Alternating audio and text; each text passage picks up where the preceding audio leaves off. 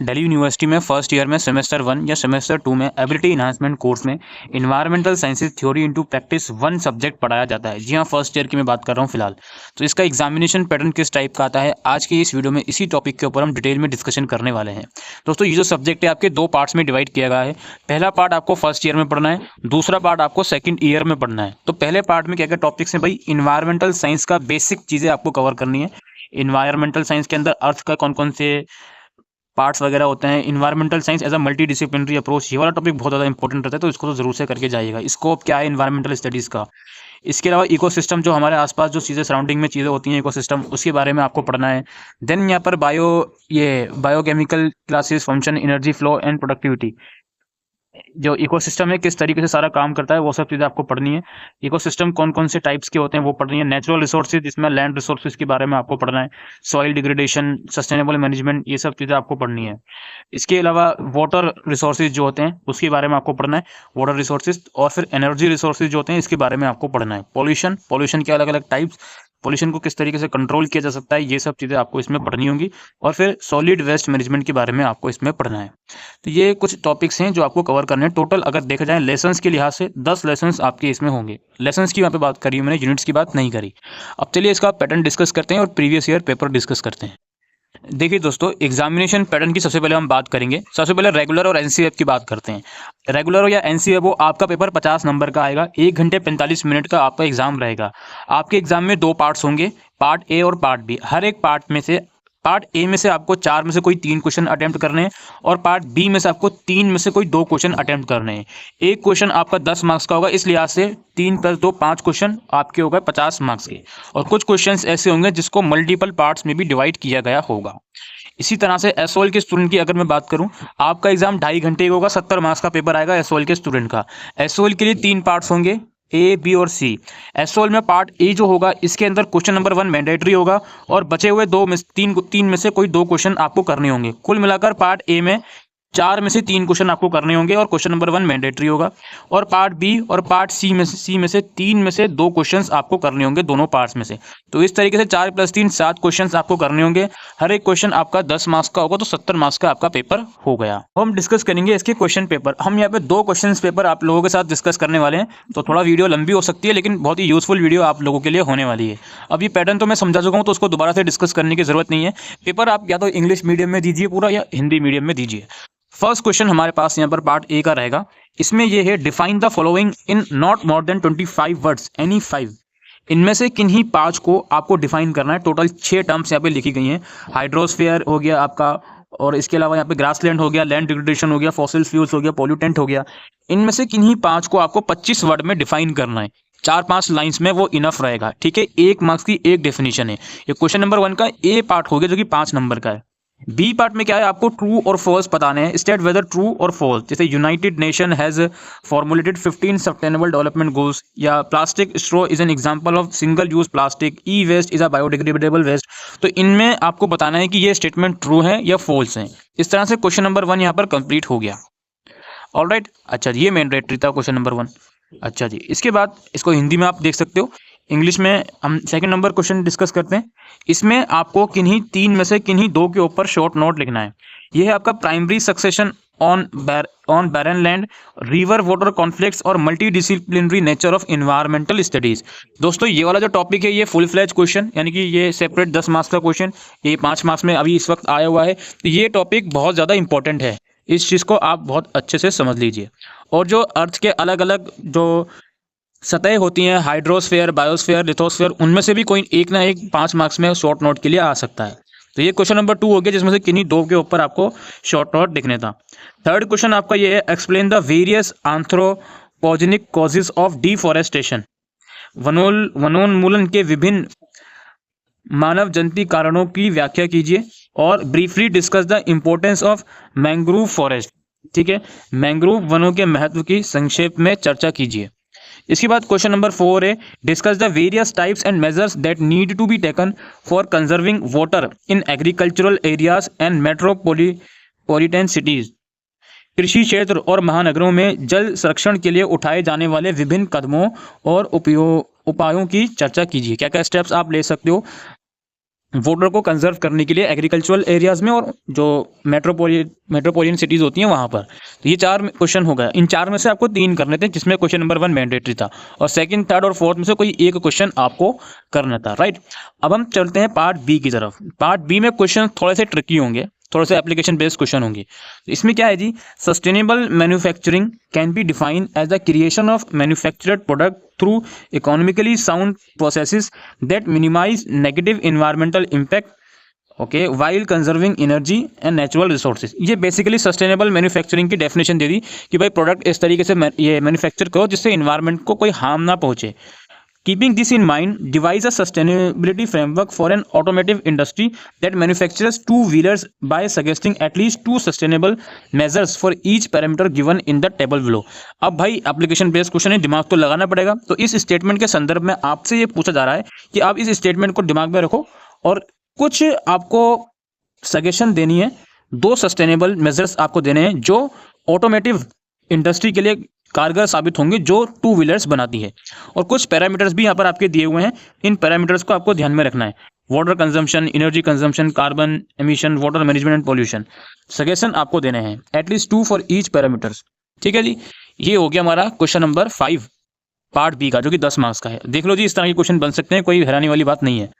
इसके बाद है अगेन क्वेश्चन नंबर 6 है, as a member of the college eco club you have been given the responsibility of starting a composting or vermicomposting unit in your college campus. Prepare a proposal for the same to be discussed with college authorities, focusing on the below point: uses and advantages of composting or vermicomposting, sources of waste for composting vermicomposting on the college campuses, और step by step plan to construct a functional composting vermicomposting unit। ये इस application based full तरीके से आपका आया है। Again 10 marks का ये क्वेश्चन है। इसके बाद 7th क्वेश्चन है, based on the diagram given below answer the question. भाई 7th क्वेश्चन में डायग्राम दी गई है जी, ये डायग्राम दी गई है, ये थोड़ा सा आप समझिए डायग्राम को। यहाँ पे कुछ एनिमल्स बने हुए हैं, ऊपर आप देखो, ठीक है, ये आई थिंक हॉक बना हुआ है, पैरट्स बने हुए हैं। ये डायग्राम आप देख लो जी। अब इसमें ये लोग क्या बोल रहे हैं, identify the type of ecosystem stating appropriate reason. 2 marks में आपको बताना है कि इस डायग्राम की वजह से कि इसमें इकोसिस्टम कौन सा है जी। इसके बाद comment on the biotic and abiotic feature of this ecosystem. इस इकोसिस्टम की बायोटिक और अबायोटिक फीचर्स के बारे में बताइए please. And draw a functional food web consisting of all the organism shown in the diagram. इसमें फंक्शनल फूड वेब भी आपको बताना पड़ेगा। फंक्शनल फूड वेब का कौन सा इसमें फीचर्स यूज करा गया डायग्राम में, वो आपको बताना पड़ेगा। और briefly mention the importance of this ecosystem, और जो भी ये इकोसिस्टम है इसकी महत्वता क्या है ये आपको बतानी है। तो भाई इस तरह का क्वेश्चन आपका आया हुआ है, ठीक है। तो ये पार्ट बी में 3 क्वेश्चन खत्म हो गए, कोई 2 आपको करने थे। अभी तो रेगुलर का पेपर मैंने डिस्कस किया है, इसमें 2 ही पार्ट्स थे। अब एक और पेपर में डिस्कस करता हूँ, इसके बाद पार्ट सी में किस टाइप के क्वेश्चन आएंगे जो कि एसओएल के लिए स्पेसिफिकली होगा, वो भी मैं डिस्कस करूंगा।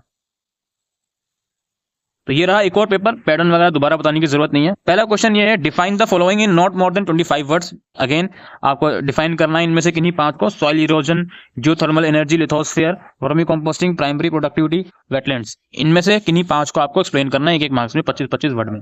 फिर ट्रू फॉल्स आ गए आपके, ठीक है, ट्रू फॉल्स आपको बताने हैं, 5 ट्रू फॉल्स है 5 मार्क्स के। इसके बाद नेक्स्ट क्वेश्चन हमारे पास है, किन्हीं 2 के ऊपर आपको शॉर्ट नोट लिखना है।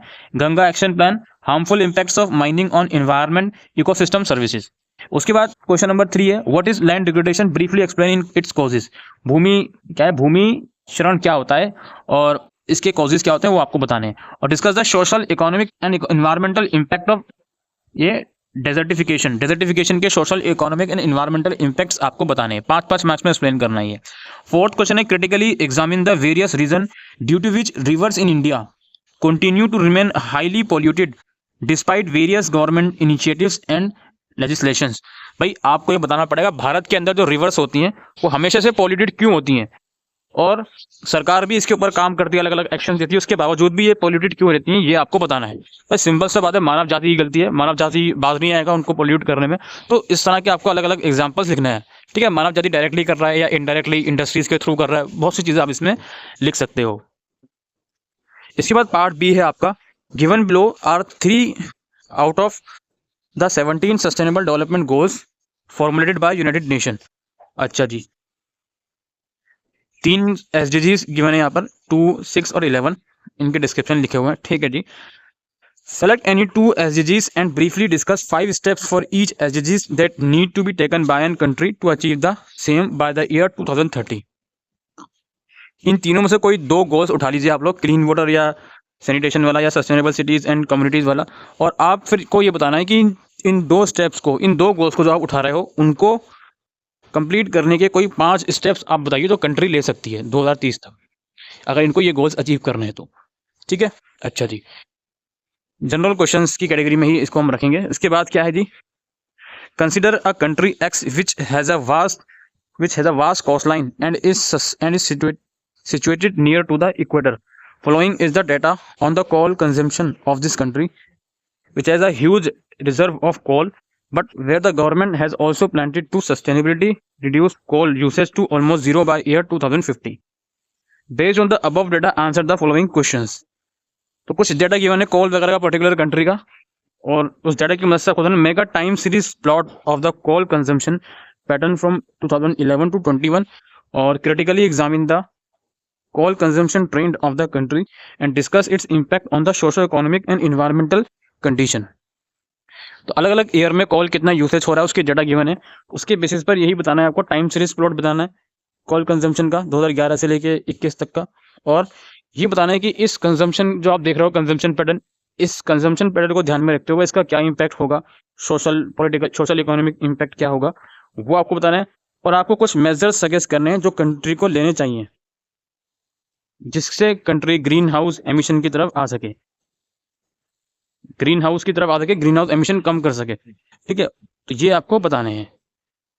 इसके बाद अगला क्वेश्चन हमारे पास है, below is the diagram of food web found in a particular ecosystem. ये फूड वेब का एक डायग्राम मेंशन है, अगेन डायग्राम वाला क्वेश्चन आ गया। अब based on the diagram answer the below question. कुछ क्वेश्चंस के आपको आंसर देने हैं। पहले तो बताना है कि कौन सा इकोसिस्टम है, फिर बताना है बायोटिक और अबायोटिक फीचर्स क्या है इस इकोसिस्टम के, फिर based on the any food chain shown in the diagram draw and explain pyramids of number, biomass and energy. इसके बाद ये यहाँ पे हमारा खत्म हो गया।